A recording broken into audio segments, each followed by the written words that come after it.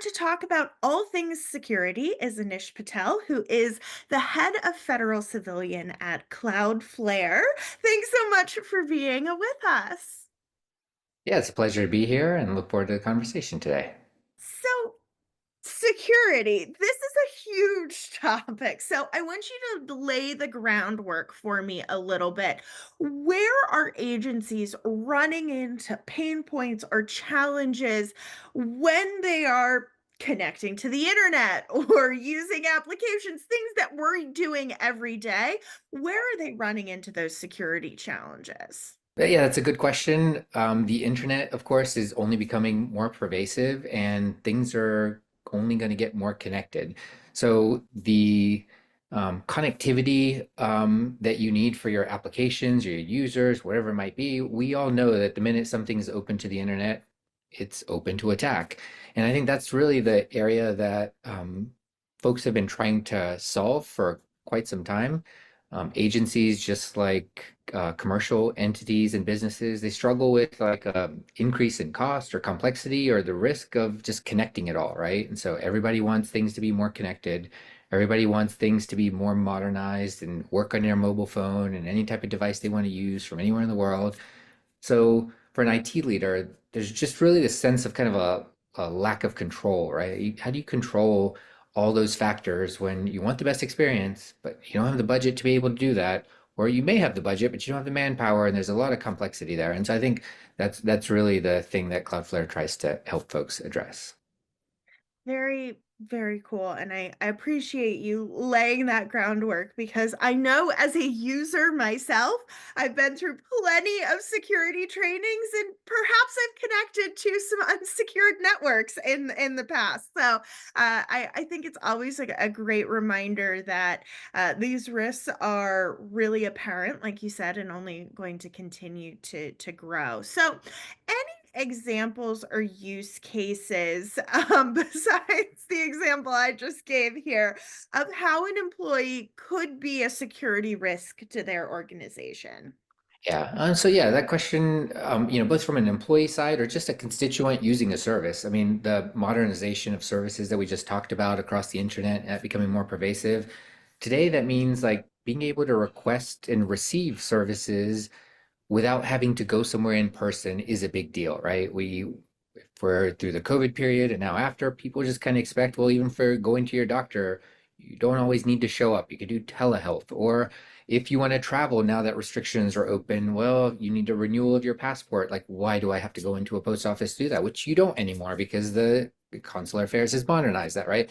And so if you think about all these like traditional government services that required an in-person visit for the sake of traditional processes, that's the thing that we try to, as an organization, Cloudflare, and then as a government entity as a whole, and this kind of industry as a whole is trying to modernize that experience. For an employee, that means like, well, if we're digitizing something that was written down on a form and put in a binder to now being obviously available online in digital form, it is susceptible to an attack. And that risk reward scenario is something that everybody struggles with, but everybody wants to lean towards the convenience of that customer experience and being able to do it remotely. And so there's some level of risk that's acceptable, but as a government agency, trust in government or rebuilding trust in government is kind of the key thing, right? Otherwise, all these services fail. And even if you provide a great experience, you just won't have the trust of the people. And so how do we take whether it's an employee or a user that's accessing the government services, like, how do you help those folks like stay connected in a secure way? Sometimes they don't even know that the threat vector is a threat vector. If you think about the most common way that this happens, a phishing email somebody sends, the common theme seems to be a CEO is asking you to buy a gift card for him, which obviously is not a legitimate thing, and most people know that now. But you might be an admin or a user who have access to a system that you need to log into. And today, with all the modern things that hackers have access to, it's pretty easy for them to build a form with perfect English and perfect graphics. And it looks exactly like the form that you'd be signing into. And you may accidentally input your credentials, right? So how do you prevent a lot of this stuff that's happening in the threat landscape? That's really the area that as an industry we are focusing on. No, I really appreciate that, especially as you think about it. I haven't been to the Department of Motor Vehicles in years, and the thought of having to go back there is, well, not appealing.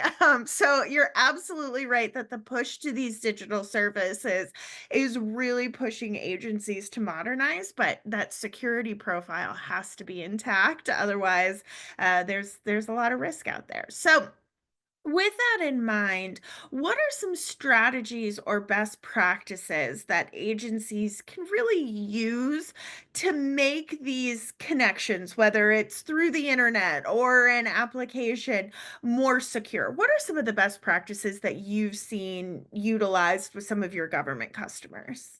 Yeah. Well, maybe I'll start with the most obvious, but it's don't leave things unprotected on the internet. If we look at the whole of the internet, right? So everybody has their corporate services. You may have like a personal profile, whether it's social media, whatever it might be. Obviously, different privacy settings and all that stuff can get overwhelming, whether it's in a personal capacity or a corporate capacity. But in general, the vast majority of the internet is still unprotected.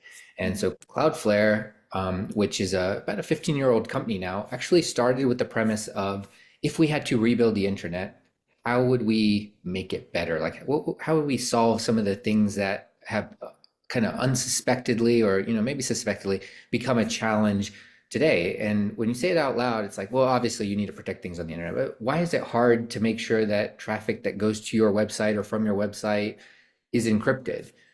It's not technically hard, but it is tedious, and those processes need to be simplified so that people can enact that security, regardless of whether they're a cyber expert or not. And so that's what Cloudflare. One of the things that Cloudflare did early in its endeavors in this space was to take the concept of HTTP. If you remember, if you're old enough to remember, the websites were just HTTP, and sometimes they were HTTPS. We made that something that was just kind of like push button simple. You toggle a little thing on that says, I need the site to be just fully HTTPS. And we made that happen, right? And so bringing that same kind of simplicity across the board is kind of critical for anything you do, whether it's with Cloudflare, with your existing vendors or new vendors that you're looking at. How does security become something that's just built into the platform and is easy enough to integrate into whatever complex processes you have as an agency, have as an organization, or as a personal user who's trying to get access to something you have sitting at home from Starbucks? Gotcha. That makes a whole lot of sense, and trust me, I'm plenty old to to remember those websites, of course. So, if I'm listening to this conversation that we're having here, and I'm thinking to myself as a government agency, what Anish is talking about makes sense. These are things that we want to bring to our organization. What are some steps that agencies would need to take to realize some of the security kind of improvements or possibilities that you've been talking about so far? Yeah. So I think our job as the vendor community in the cyberspace, as cyber experts, our job is to make it easier for people to implement good security practices without impeding the customer experience, right? We know some of the common things people will say, well, you have to adopt zero trust and you have to protect and reduce your attack surface and you have to close the gap on the digital modernization effort, and making sure that you're not thinking of cybersecurity as a kind of afterthought.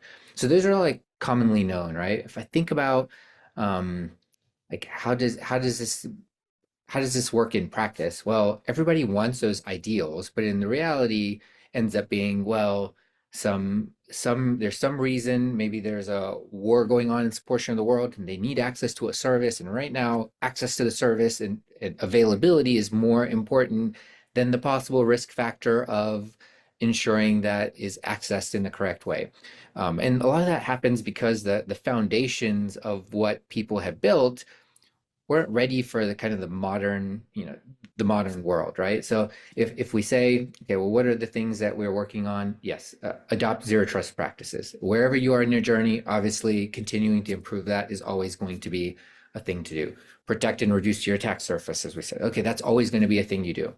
The core of that is as you think about those solutions that are helping you move that forward, make sure that you're thinking about the integrations and the interoperability in a way that's agile for your agency. So a lot of times, agencies and customers will say, okay, well, I have these two solutions. They're both the right solutions for what I need, but they don't work together. So I'm going to build this little piece, this little hook that ties these things together. And when they build that, they often build it in a way where, well, it works for those two solutions, but if any one piece of that solution set changes, all of a sudden that interoperability breaks, right? So the whole reason the internet became so vastly popular is, well, because that's where everybody was, and it was a global medium that everybody could like set as the baseline.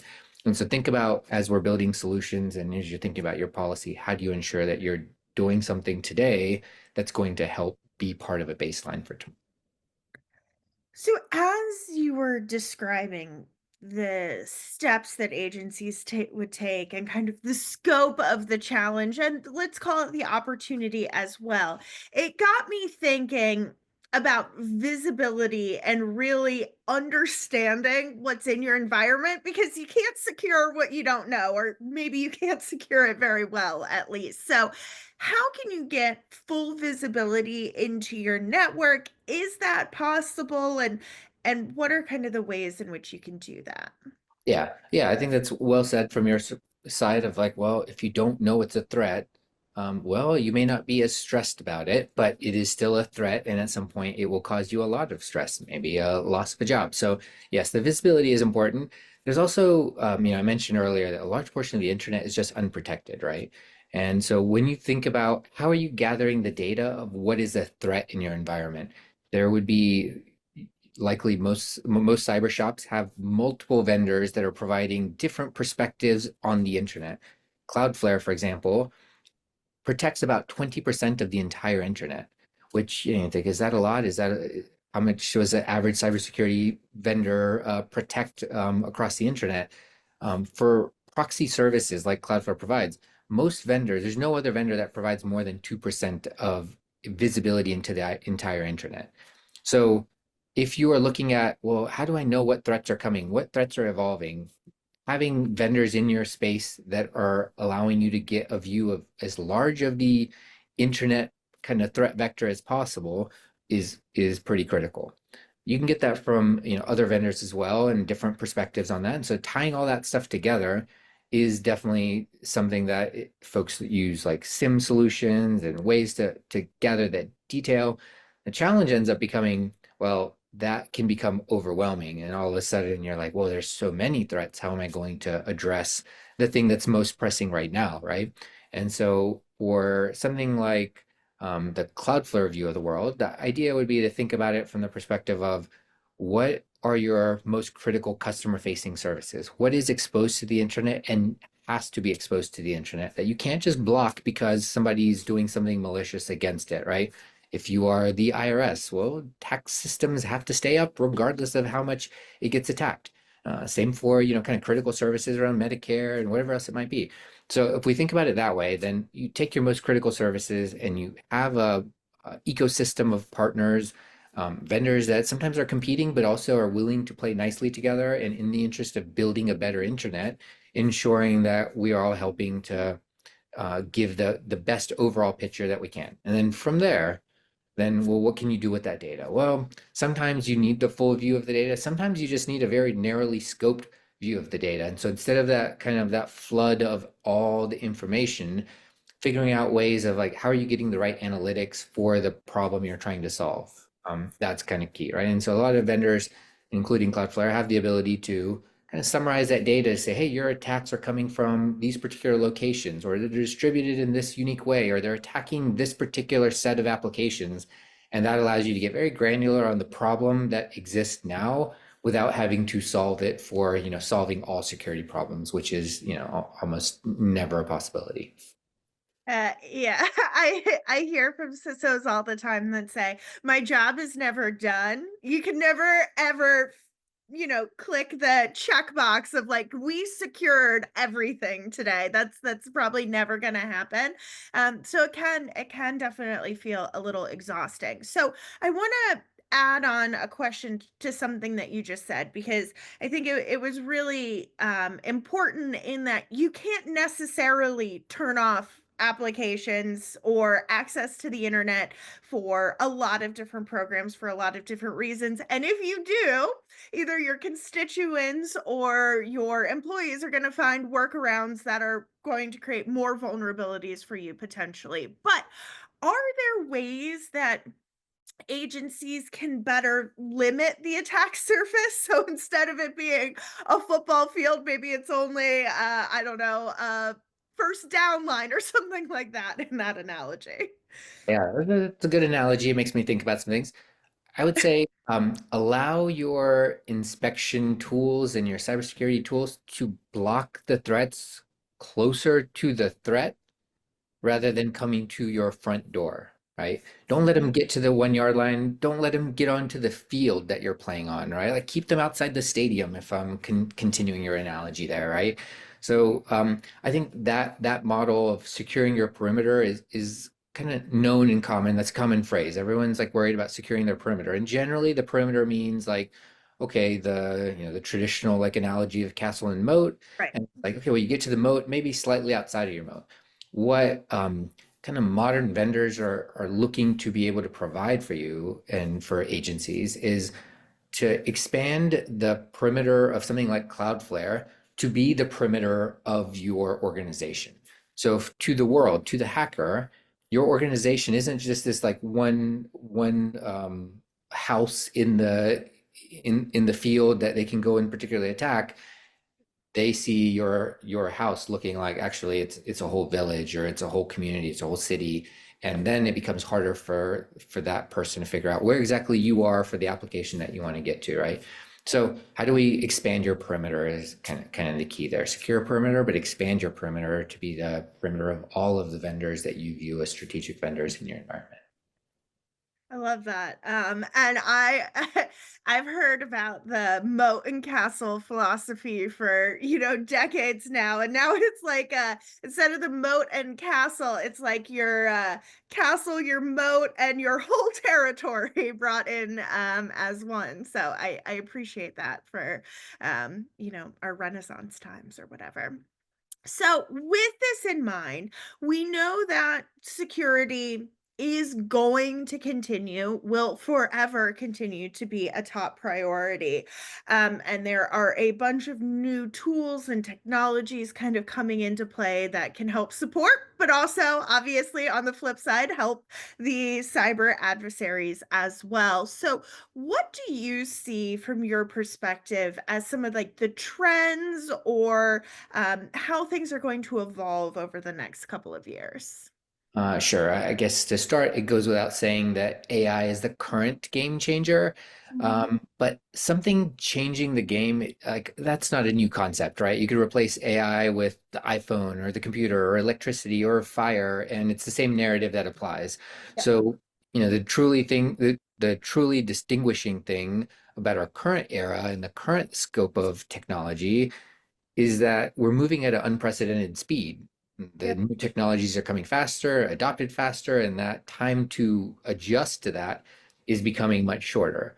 And so, if that's the case, then the rapid pace of change isn't just transforming the industries in the commercial side, it's kind of reshaping like the societal expectations. If you think about the folks that are coming into the workforce, well, if you've had 24/7, no downtime access to Twitter and TikTok, well, you're going to expect that from the critical applications you have at work, right? And so how is the government or how are agencies or organizations that support government able to adapt to this? Well, does require a change in the way that you think about what you're building.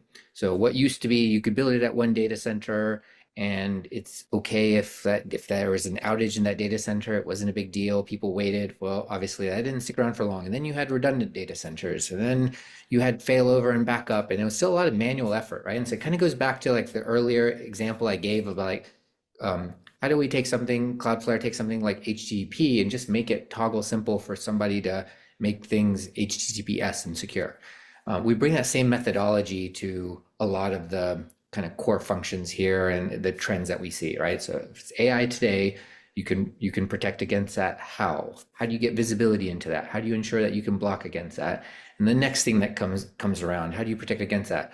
if we even just think the last couple of years, well, up until recently, the work from home and that model was like everyone said, this is the new way of the world. This is what it's going to be. And now certainly that pendulum has swung heavily to the other side into return to office. And so you think about like, well, did all those organizations necessarily keep up to date on the things that needed to happen in their return to office?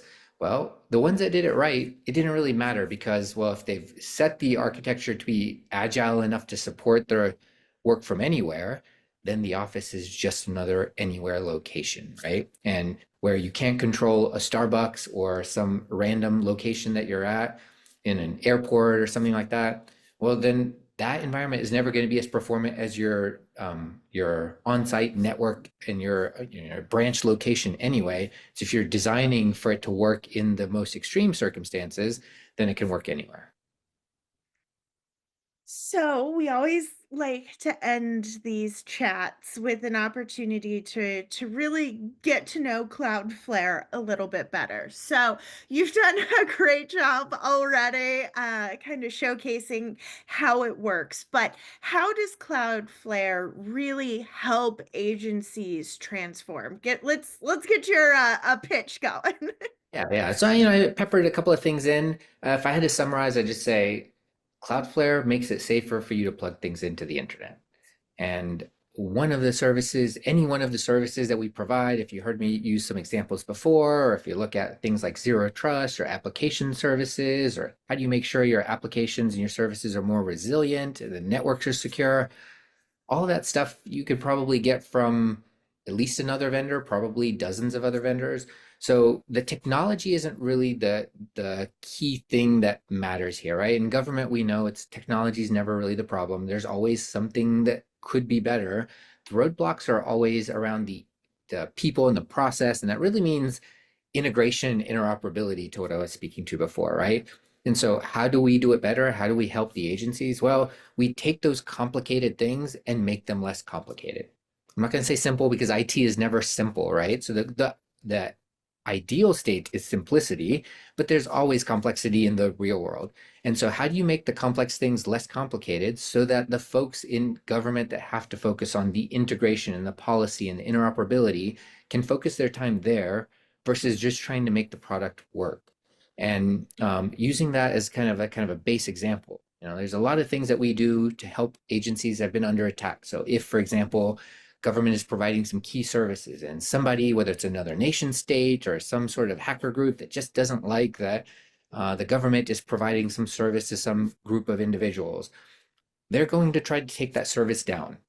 And how you keep that service up reflects back to one of the earlier things we talked about, which is the goal of government is to ensure that the people trust in government, right? And the services we provide need to have that level of availability and reliability to deliver that. And so we make it easy for that interoperability to work, plugging in the pieces that you need from us. But we realize that there's no one company that's going to solve the whole of the agency's IT problems or their business problems.